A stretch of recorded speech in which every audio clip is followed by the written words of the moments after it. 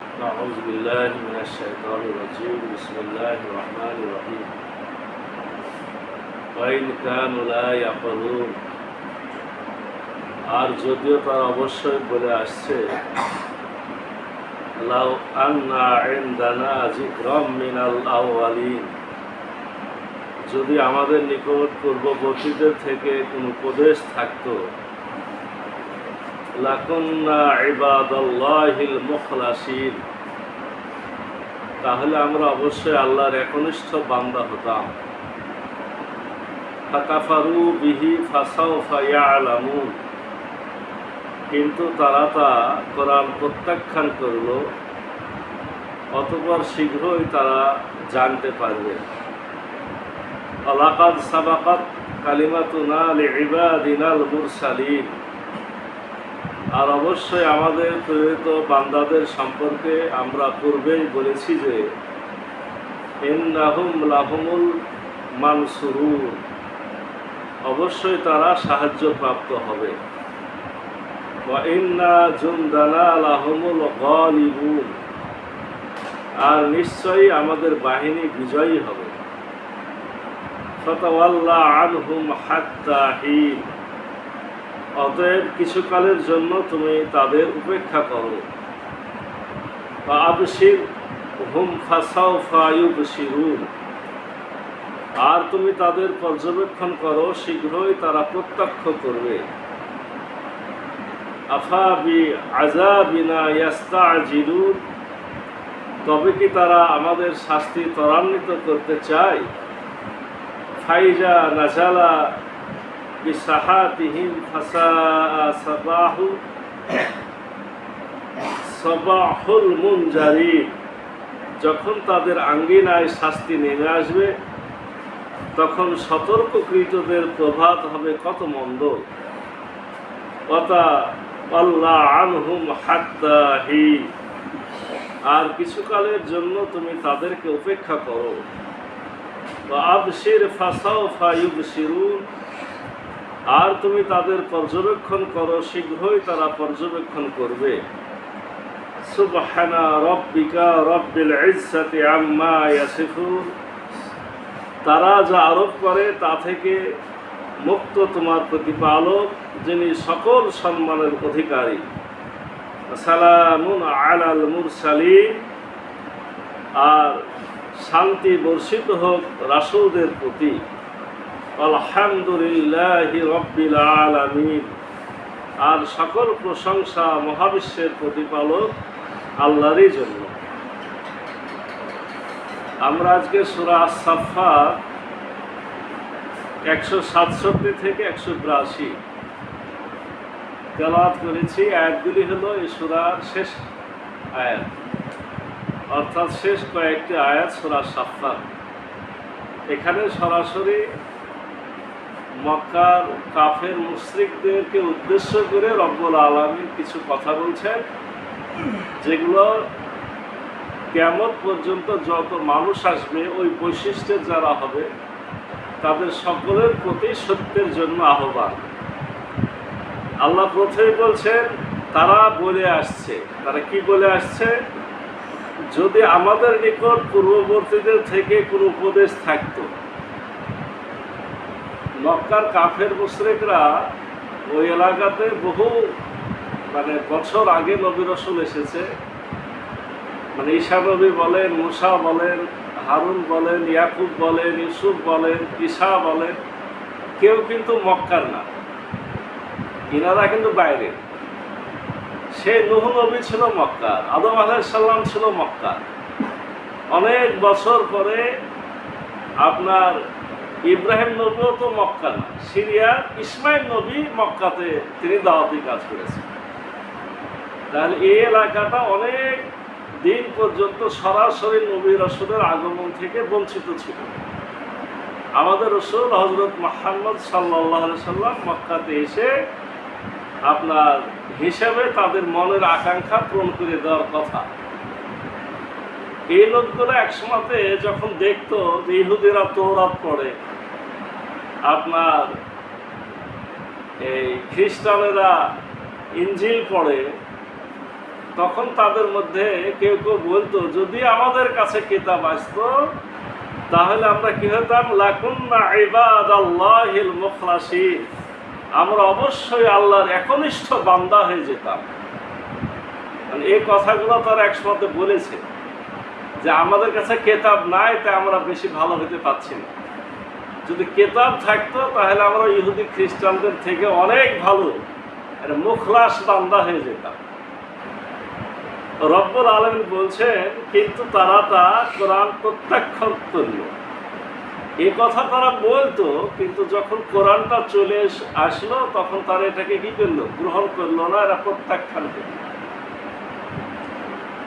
মানে এই মক্কার কাফের মুশরিকদের সাথে মদিনার ইহুদিদের একটা দিকে মিল আছে। কোন দিকে মিল আছে? মদিনার ইহুদিরাও বলতো শেষ রসুল আসবে, তখন আমরা সবার আগে তাকে রসুল হিসেবে গ্রহণ করব, করে এই মক্কা মদিনা আমরা শাসন করব, আমরা বিজয়ী হব। মানে তারা তাদের তওরাতে দেখেছে যে মদিনা এলাকাতে শেষ রসুলের আগমন হবে, কিন্তু যখন শেষ রসুল চলে আসলো তখন তারা তাকে কিন্তু গ্রহণ করল না, প্রত্যাখ্যান করল। মনের মধ্যে একটা হিংসা তাদের কাজ করেছিল আমাদের রসুলকে গ্রহণের ব্যাপারে। সেটা হলো যে তাদের ধারণা ছিল আপনার বনি ইসরায়েলের মধ্য থেকেই, মানে হযরত ইব্রাহিম আলাইহিস সালামের দুই ছেলে ইসহাক আর ইসমাইল, তো তাদের বিশ্বাস ছিল যে ইসহাক থেকেই আপনার শেষ রসুলের আগমন হবে।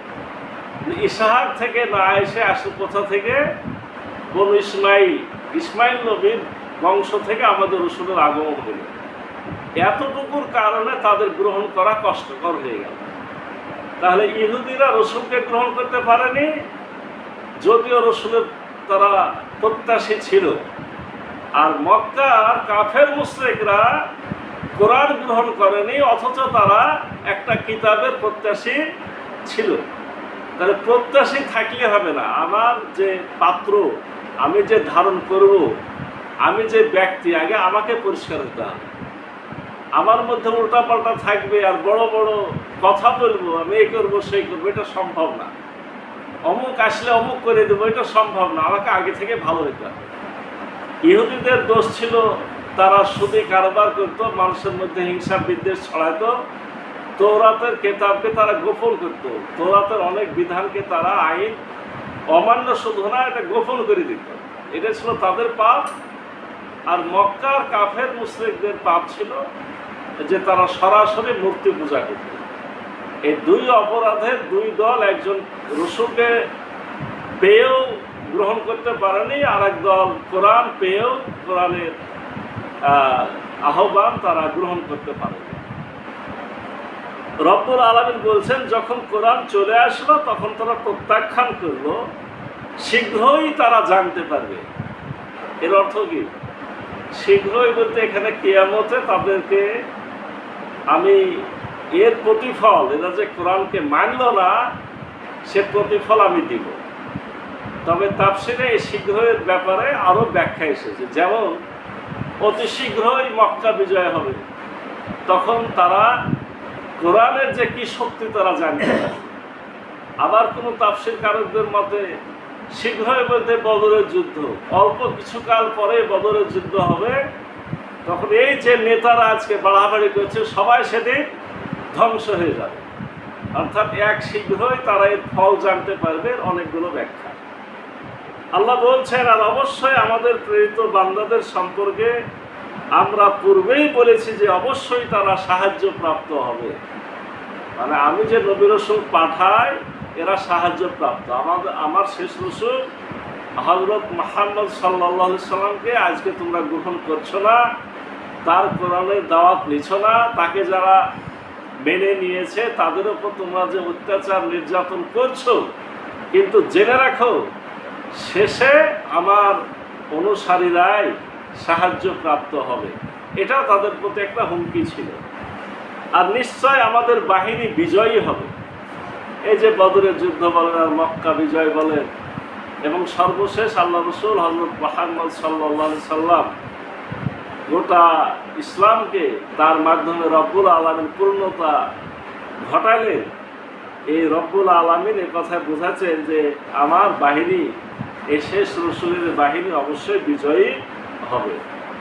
অতএব কিছুকালের জন্য তুমি তাদের উপেক্ষা করো। এবার রসুলকে আল্লাহ উপদেশ দিচ্ছেন যে তুমি বিজয়ী হবে, অতএব কিছুকাল ধৈর্য ধরো, কিছুকাল তাদের কথা শুনেও না শোনার ভান করো। ওরা একটু লাফালাফি দৌড়াদৌড়ি করুক, তাদের তুমি একটু ছাড় দাও। আর তুমি তাদের পর্যবেক্ষণ করো, শীঘ্রই তারা প্রত্যক্ষ করবে। তুমি তাদেরকে পর্যবেক্ষণ করো, তারা তোমাকে পর্যবেক্ষণ করুক, সর্বশেষ আসল অবস্থা সবাই দেখতে পাবে। তবে কি তারা আমাদের শাস্তি ত্বরান্বিত করতে চায়? মক্কার কাফের মুশরিকরা বলেই ফেলতো যে কই তোমার বলে কিয়ামত হবে, তুমি বলে বিজয়ী হবে, তুমি বলে আমাদের পরাজিত করবে, সেদিনটা কখন আসবে? আল্লাহ বলছেন যে তারা কি শাস্তিকে আগায় নিতে চায়? তাদের এত দুঃসাহস? যখন তাদের আঙ্গিনায় শাস্তি নেমে আসবে তখন সতর্ককৃতদের প্রভাব হবে কত মন্দ। যখন শাস্তি হাজির হয়ে যাবে তখন তারা দেখবে যে এর পরিণামটা কত খারাপ, কত ভয়াবহ। আর কিছুকালের জন্য তুমি তাদেরকে উপেক্ষা করো, আর তুমি তাদের পর্যবেক্ষণ করো, শীঘ্রই তারা পর্যবেক্ষণ করবে। তারা যা আরোপ করে তা থেকে মুক্ত তোমার প্রতিপালক, যিনি সকল সম্মানের অধিকারী।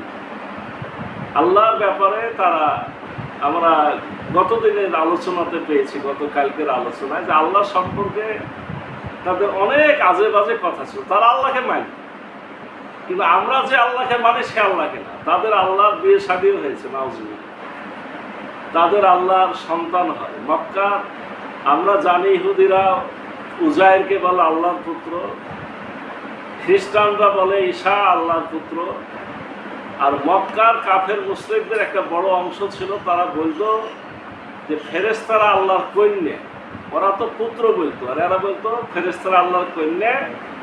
আর একজন জিনকে আল্লাহ উপপত্নী হিসেবে রেখেছিলেন, মানে আল্লাহ একটা জিনকে, মহিলা জিনকে বিয়ে করেছে এবং সেখান থেকে এই ফেরেশতা কন্যাগুলা জন্মগ্রহণ করেছে। নাউজুবিল্লাহ।